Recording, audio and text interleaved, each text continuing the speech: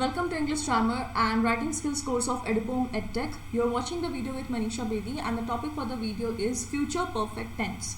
So today we are going to talk about the third form of future tense, that is future perfect tense. Okay, future perfect tense. Alright. Now this future perfect tense is used when this tense is basically used when it is necessary to emphasize. When it is necessary to emphasize on the preceding action, which will be completely finished. Okay, because we're talking about a future event. Okay, so the future perfect tense is basically used when it is necessary to emphasize on any preceding action which will be completely finished, before the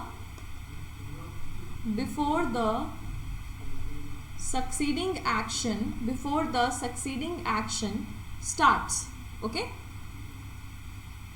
so it basically talks about any two events in which the preceding action will be completely finished before the starting of the succeeding action, before the starting of the next action or next event. Let's say, for example, I shall have written a letter. I shall have written a letter by this time tomorrow. ठीक है?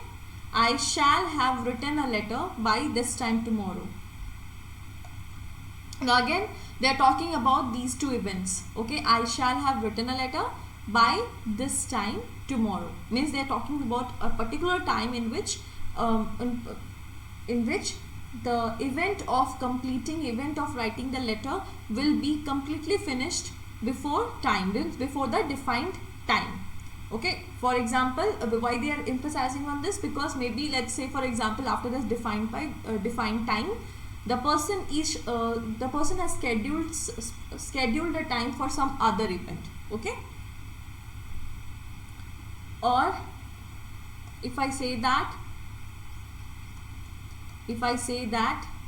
his brother will have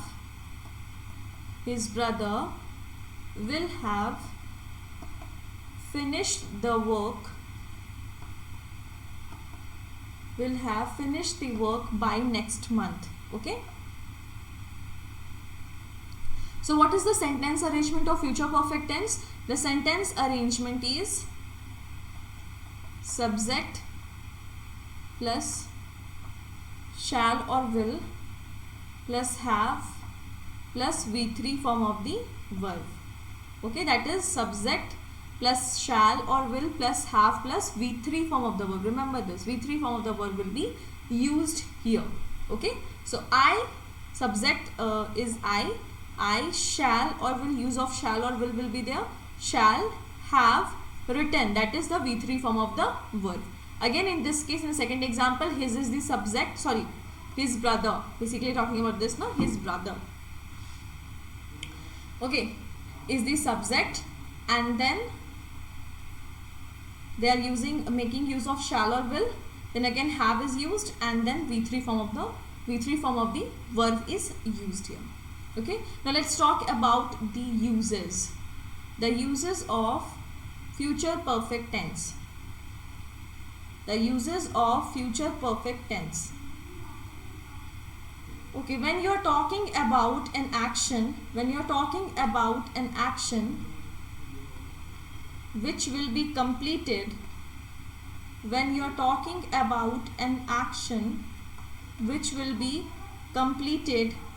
by a particular time in future.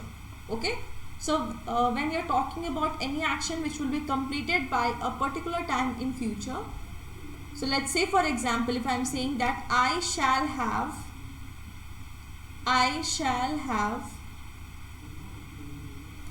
finished the book by evening. Okay, so by evening. Evening is a particular time, okay, and I shall have finished the book means they are basically talking about an action which will be completed by particular time, it is evening in the future. That is, I shall have finished the book by evening. Okay. Now let's talk about the second use. What does the second use says? The second use say that by is used to mention